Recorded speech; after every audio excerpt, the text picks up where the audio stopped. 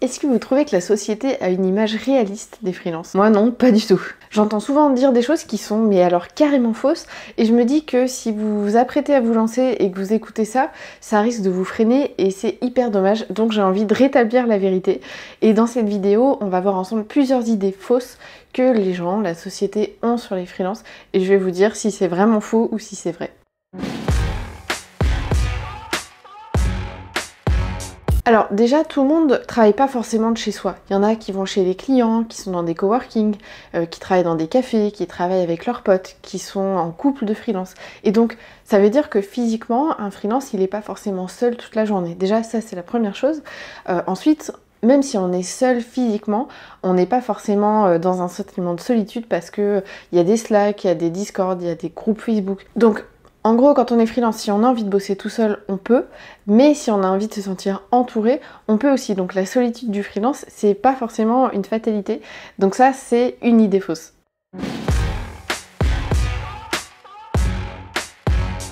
On est un peu livré à soi-même pour tout gérer en micro-entreprise, c'est vrai. Parce que, en général, on n'a pas de comptable, parce que comme on déduit pas de dépenses, on hésite à déléguer. Par contre, pour ceux qui sont dans les autres statuts, c'est pas vrai, on n'a pas forcément tout à gérer tout seul. Je vais vous donner mon exemple. Quand j'ai des modifs à faire qui sont un petit peu compliqués sur mon site internet, j'ai quelqu'un qui le fait pour moi, une développeuse que je paye et qui fait les modifications.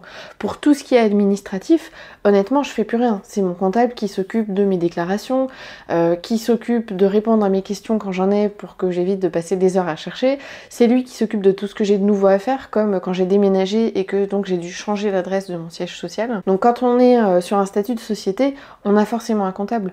Donc moi, ça fait 4 ans que je suis avec le mien qui s'appelle l'expertcomptable.com. Je vais vous mettre le lien sous la vidéo si vous voulez regarder leur site. Et franchement, ça m'enlève une grosse épine du pied parce que tout ce qui est administratif, tout ce qui est compta, tout ce qui est fiscalité, je le fais pas. Et s'il y a certaines choses que je dois faire moi-même et que j'ai une question, tout simplement, je leur pose et j'ai la réponse. Je suis pas seule face à toutes mes démarches. Donc ça aussi, c'est une idée reçue.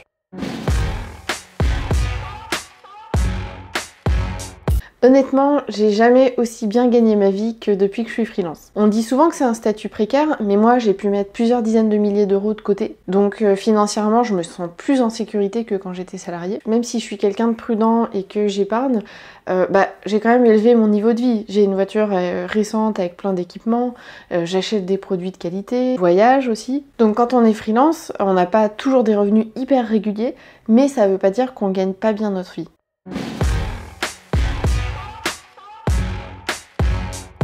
Des fois, les gens ils pensent que si j'ai 10 clients, c'est comme si j'avais 10 chefs. Le rapport que j'ai avec mes clients, il est hyper différent de celui que j'ai pu avoir avec mes employeurs. Avec mes employeurs, les attentes, elles étaient différentes des deux côtés. Moi, j'attendais qu'ils me donnent de la sécurité, qu'ils m'aident à monter en compétences, qu'ils aient une équipe sympa, dans des bureaux agréables et bien placés. Eux, ce qu'ils attendaient de moi, c'est que je sois là à certains horaires, que je travaille avec leur méthode, sur le matériel qu'ils me mettaient à disposition, que je participe à la vie de l'équipe, que je fasse plus d'heures que ce qui était prévu sur mon contrat, que je les prévienne plusieurs mois en avance quand je voulais partir en vacances. Avec les clients, c'est vachement plus simple. Eux, ils veulent des résultats, que le travail soit fait dans les temps et qu'ils comprennent ce que je fais.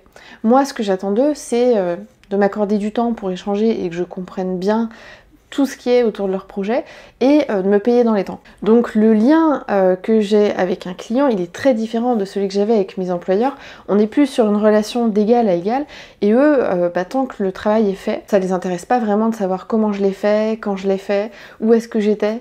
Ça, c'est pas important pour eux. Donc honnêtement, avec 10 clients, j'ai beaucoup plus de liberté que si j'avais un chef. Alors tous les freelances sont pas auto-entrepreneurs, d'ailleurs aujourd'hui on dit micro-entrepreneurs. Il y en a beaucoup qui commencent avec ce statut, c'est vrai.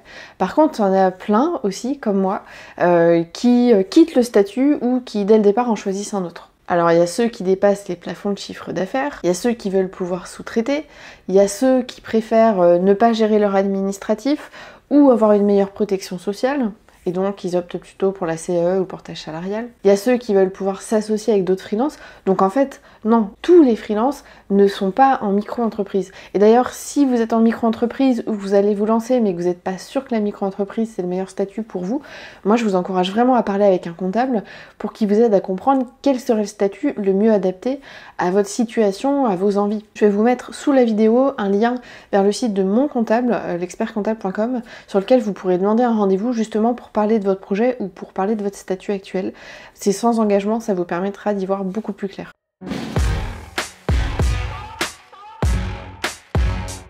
Alors moi perso je dors en short, donc je crois que là on est en hiver, j'aurai un petit peu froid, et pour les visios, être en pyjama, je crois que ça serait pas terrible. Ça fait partie des conseils que je donne à toutes les personnes qui se lancent en freelance et travaillent de chez elles, c'est de s'habiller le matin.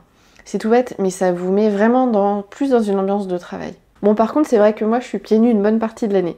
Pas là, on est au mois de décembre, j'ai des chaussettes.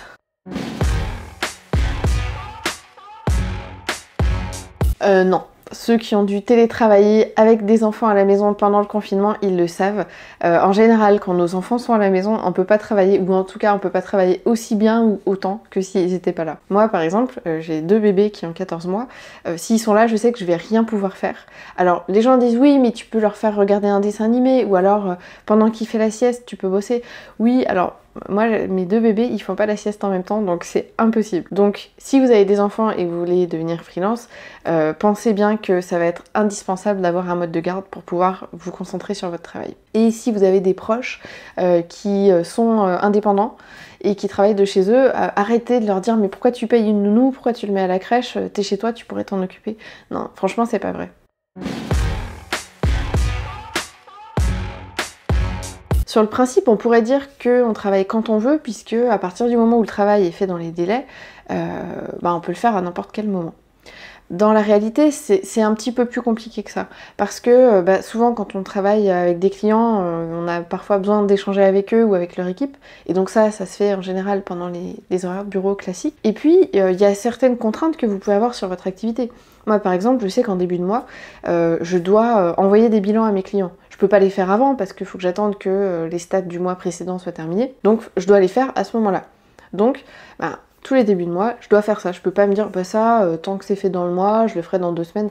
Non, je sais qu'il y a des attentes de la part des clients pour recevoir les choses au moins dans la première moitié du mois. Donc ce travail-là, je dois le faire à peu près à ce moment-là. Par contre, que je le fasse à 8h du matin ou à 8h du soir, là effectivement ça change absolument rien. C'est vrai qu'on n'a pas besoin de demander à notre chef de valider notre fiche de congé payé. Donc, a priori, on peut se dire qu'on peut partir n'importe quand. Mais on est quand même obligé de tenir compte de nos engagements. Donc moi, je vous disais juste avant que chaque début de mois, j'ai pas mal de bilans à envoyer. Du coup, j'évite de prévoir des vacances au début du mois, parce que c'est pas forcément le meilleur moment. Si j'ai un client qui compte sur moi pour un moment particulier, par exemple la mise en ligne de son nouveau site, pareil, je vais faire en sorte d'être disponible à ce moment-là, et je prévois pas de vacances à cette date. Mais la liberté que j'ai aussi, c'est que je peux travailler de n'importe où. Donc je peux me dire, je pars, j'ai envie de partir à ce moment-là, je pars à ce moment-là, ou parce que j'ai des contraintes, je sais pas, ma nounou est en vacances, donc de toute façon, je pourrais pas vraiment travailler, je pars. Et me dire, une fois que je serai sur place, je peux chaque jour m'accorder 1 ou 2 heures sur l'ordinateur pour travailler un peu. Ça, c'est une possibilité, c'est une liberté qu'on a. Souvent, oui, c'est vrai, les freelances, c'est moins cher que les agences. Parce qu'on a moins de charges de fonctionnement, on n'a pas de RH, on n'a pas de secrétaire, on n'a pas de chef de projet, on n'a pas de commercial, on n'a pas de DG, on n'a pas de locaux à payer. Quoique, il y en a parfois qui vont dans des coworking et ça coûte quand même un peu d'argent. Mais il y a aussi des choses qu'on apporte en plus. On n'est pas moins cher parce qu'on a un service dégradé. Quand un client décide de travailler avec nous, il travaille avec nous, alors que dans une agence, souvent, il a plutôt affaire au commercial. Et une fois qu'il a signé, il découvre qui va travailler avec lui. Et puis on apporte aussi pas mal de flexibilité. Et je trouve aussi que souvent on est quand même plus impliqué parce que on a un lien direct avec le client, il y a une relation qui s'est créée et donc forcément on a un investissement qui est important. J'espère que cette vidéo vous a permis de mieux comprendre le quotidien des freelances. Pensez bien à vous abonner à la chaîne, comme ça vous recevrez une notif dès que je sors une prochaine vidéo avec plein de conseils pour développer et pour lancer votre activité. À très vite!